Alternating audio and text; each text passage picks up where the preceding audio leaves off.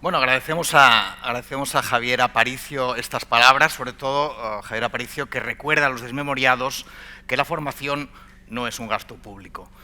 Y ahora sí empezamos estas sesiones profesionales del Fórum Edita, cuando son las 10:34 de este 3 de septiembre de 2020.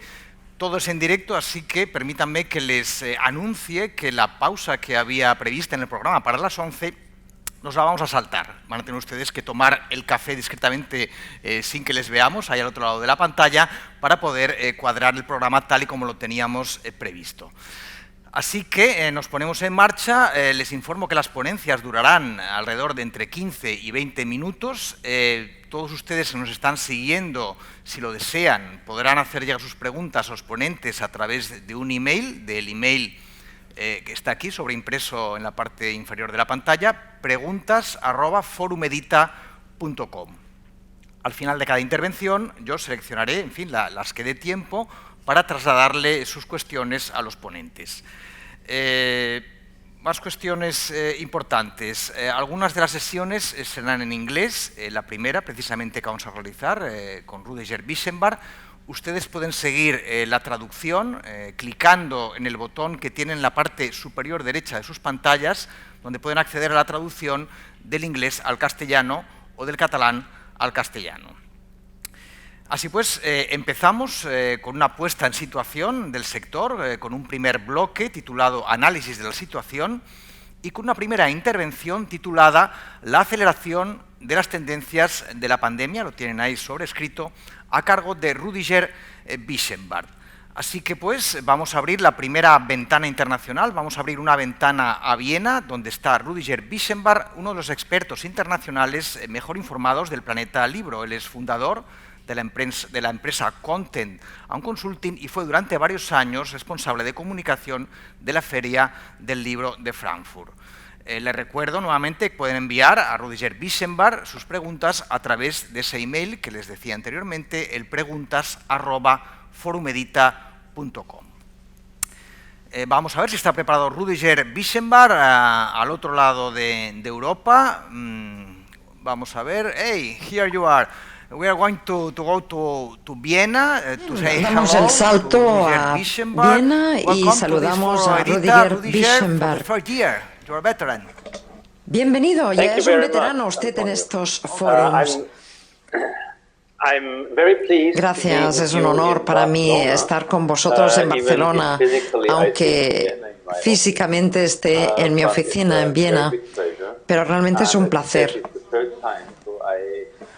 Es la tercera vez, así que creo que soy un poco parte del equipo.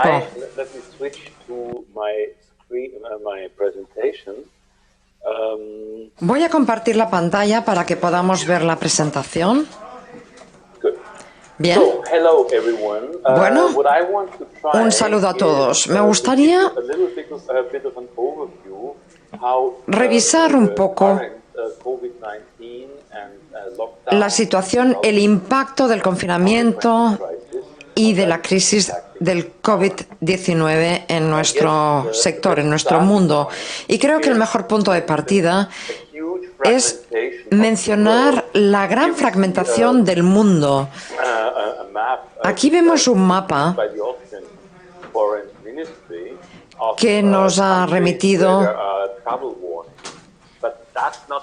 el Ministerio y aquí hay advertencias de viajes, pero esto nos permite ver cómo el mundo está cambiando y se está rediseñando el mundo. Es decir, aquí vemos lo que se puede, lo que no se puede, lo que está permitido y lo que no. Y esta fragmentación del mundo es el primer punto más importante que cabe destacar. Evidentemente, tenemos que ir con mucho tiento a la hora de formular las preguntas que queramos plantear, porque hay malentendidos fáciles. Por ejemplo, COVID-19. El COVID-19 no va de nada en particular, sino que va de muchísimas cosas: salud, servicios sanitarios, restricciones políticas, crisis económicas. Pero no es una fuerza unificadora, es universal, pero no golpea a todo el mundo, no afecta a todo el mundo de la misma manera, en principio, en función de la riqueza o pobreza de los países, la edad, países, ciudades, pueblos, en fin, la situación en definitiva es sumamente compleja. Lo que tal vez es COVID-19, o digamos, es una enfermedad que afecta de una manera muy fundamental la manera que tenemos de vivir y de interactuar, de interaccionar entre nosotros. Y además está acelerando todo tipo de transformaciones. Si entramos en la cuestión en mayor detalle, vemos que estamos hablando de muchas cosas. Estamos hablando de libros. Si analizamos la situación del mundo de la edición, estamos hablando de libros, estamos hablando de librerías que abren después del confinamiento. Hablábamos antes de la aceleración de tendencias. Pues bien, cuando empezó el confinamiento, mucha gente pasó de libros a otros medios, pero como se ha mencionado antes, también ha aumentado el tiempo de lectura. Por tanto, de nuevo, Patricia lo comentaba, de nuevo estamos ante patrones muy diversos. Pero cuando intentamos entender todos estos trozos y pedazos, podemos hacer una comparación y Google Maps nos permite analizar la crisis sanitaria con otros elementos.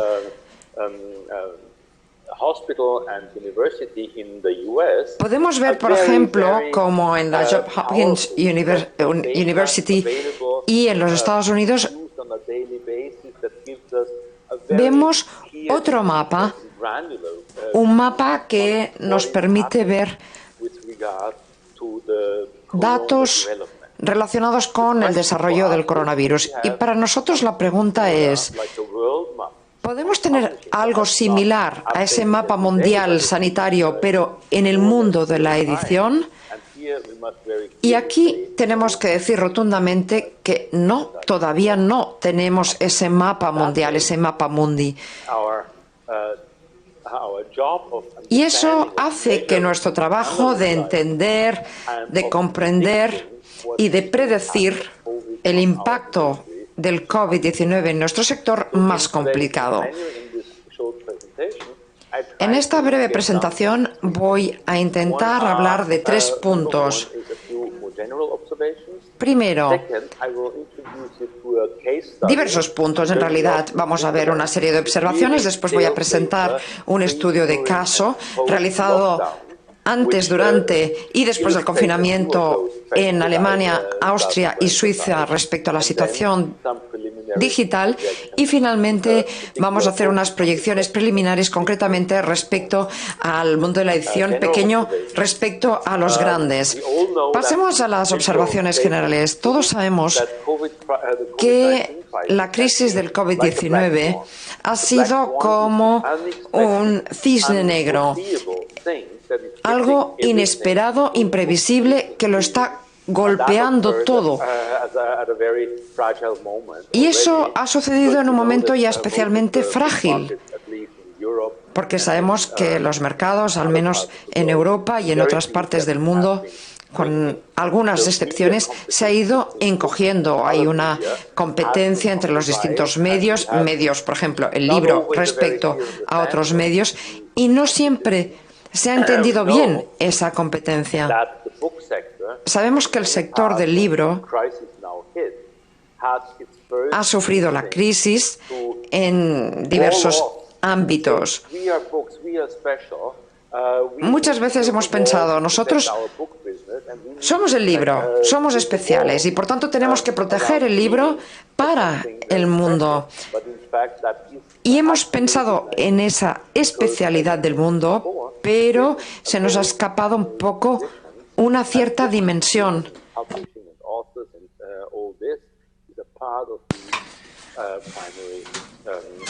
Por consiguiente, esa es una primera consideración.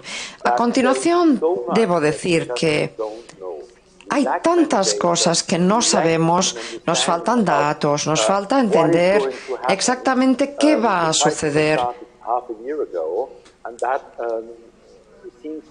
El COVID empezó hace 6 meses y parece una eternidad. Por tanto, resulta difícil hacer predicciones de manera fácil. Y la cuestión inminente, básica, es ¿qué pasará en el último trimestre del 2020? ¿Cómo se comportará la gente? ¿La gente va a comprar libros? ¿No los va a comprar? ¿Va a leer más libros? ¿Menos libros?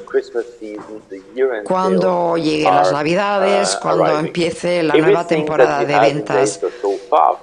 Y lo que hemos visto hasta ahora es que estamos en una situación relativa, ¿no? Estamos en una situación un poco tambaleante. Quisiera hablaros de un estudio de caso, de una parte relativamente pequeña del mercado del libro, del sector del libro. Pequeño en términos de geografía y de formato. Me gustaría hablar de la edición digital, de los libros electrónicos, de los audiolibros. Y yo aquí tengo acceso a ciertos datos de un gran distribuidor que también trabaja en España y en América, Bookwire.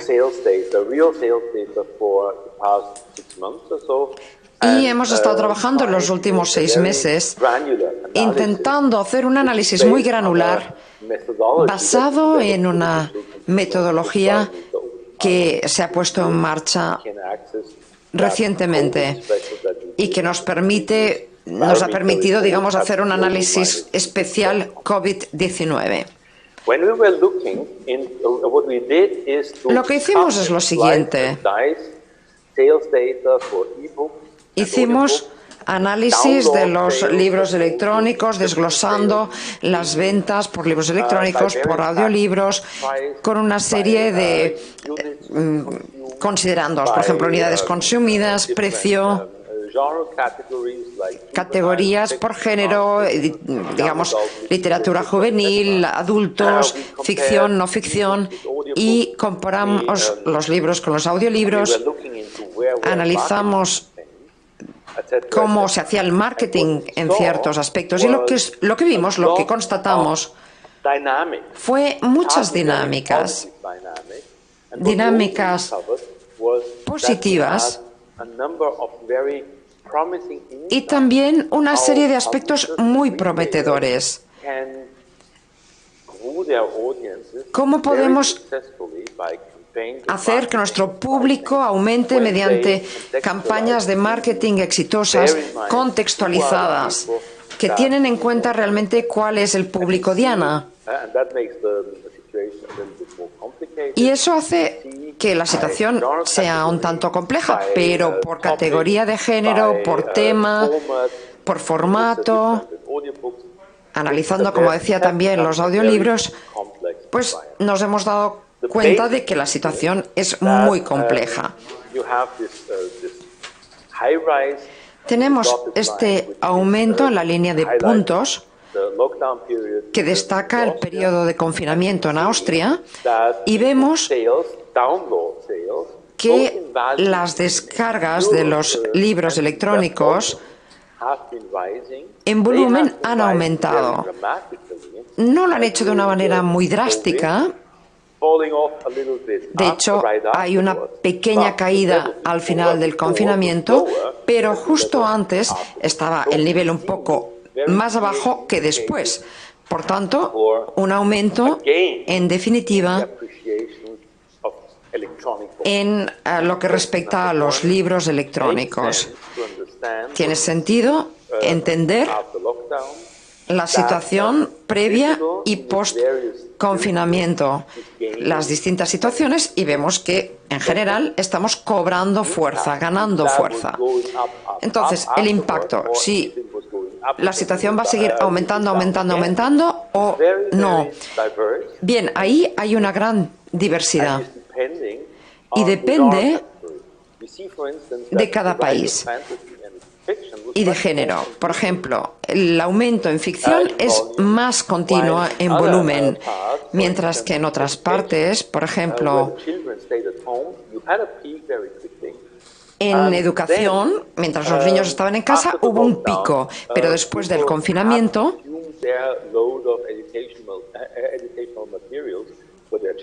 la gente ya ha consumido esos materiales educativos para los niños y, por tanto, hay una leve bajada después del confinamiento. Sin embargo, a la derecha, en el extremo derecho, vemos que en las campañas, por ejemplo, de bestsellers, esas campañas son potentes y esa es la lección más importante probablemente que podemos sacar los editores y los minoristas, cualquier persona del sector de los libros. Esto lo hemos aprendido, es decir, hay que desarrollar campañas puntuales y en una situación como el confinamiento tenemos que ser más astutos, más listos, más inteligentes en nuestro enfoque para llegar a nuestro público y cómo segmentamos nuestro público, porque no todo el mundo hace lo mismo.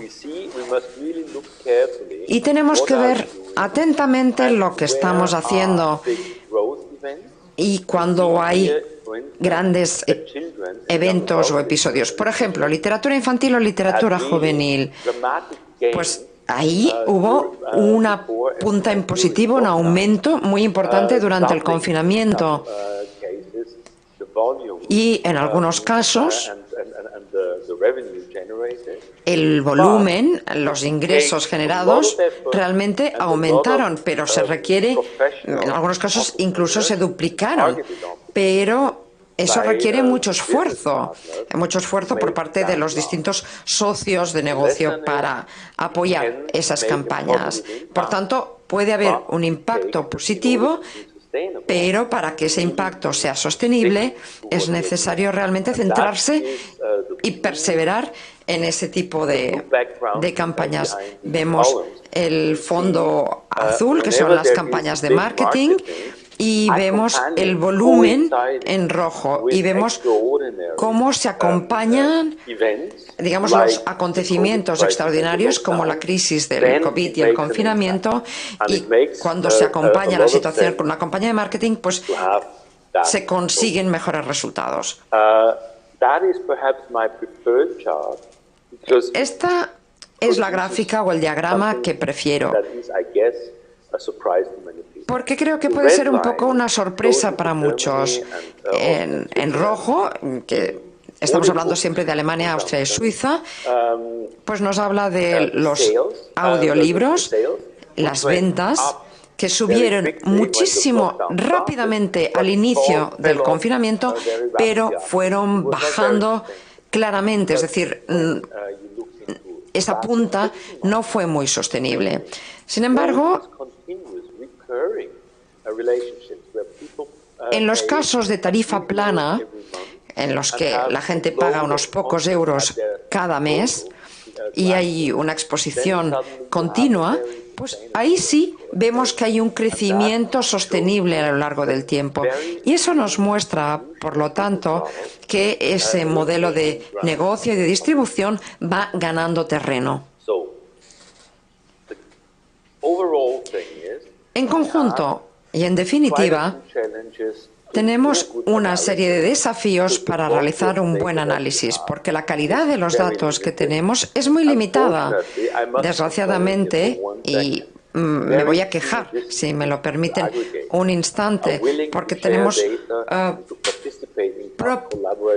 pocas instituciones que permitan realmente una colaboración para trabajar juntos y tener, por ejemplo, Bookwire y Libranda, por ejemplo, querían ser positivos y compartir los datos, pero es una excepción, es una excepción. Muchas veces nos cuesta recabar datos conjuntos para realmente tener esa foto de la situación. Y después también tenemos nuevos canales, modelos no tradicionales, que también tendrían un papel importante en el análisis. Otro desafío que tenemos es entender que la situación es compleja. Como decía, hay muchos formatos, muchos canales, muchos sin explotar, pero, insisto, tenemos un potencial sin explotar en muchos ámbitos. Literatura juvenil, infantil, educativa. En el ámbito digital están absolutamente subexplotados. Están muy por debajo de su potencial. Por lo tanto, tenemos que atacar esa complejidad. Y eso exige, a su vez, experimentación, aprendizaje, trabajar conjuntamente, una colaboración con los distintos socios, tanto a nivel interno como a nivel externo. Y eso añade otra dificultad, porque las grandes organizaciones pueden poner en marcha pues una alternativa o pueden poner recursos mucho más que las pequeñas organizaciones o los pequeños editores. Por tanto, los pequeños se enfrentan a una situación más difícil y más compleja. En resumen, desde mi punto de vista, el COVID-19 es una enfermedad básica que ha tenido un impacto claro en nuestras vidas y en nuestra manera de actuar e interactuar, y acelera las transformaciones mucho más que antes. Yo creo que no vamos a volver simplemente a lo de antes, a la normalidad de antes, y por eso tenemos que estar abiertos a aprender y adaptarnos. Tenemos que analizar, diversificar, colaborar, compartir, trabajar conjuntamente. Tenemos que tomar nota de las dificultades. Tenemos que analizar toda la parte digital y analizar también la situación de reboot, los libros, los negocios, la lectura. Y eso es todo. Así que muchísimas gracias por su atención y cedo la palabra a Tony de nuevo. Gracias. Muchísimas gracias. Muchísimas gracias, Ruth. Muchísimas gracias. No tenemos más tiempo y creo que tendré que despedirle. Nos espera el siguiente ponente. Gracias por estas palabras brillantes y gracias por conectarse desde Austria. Gracias, Rudiger. Gracias por invitarme. Bye bye.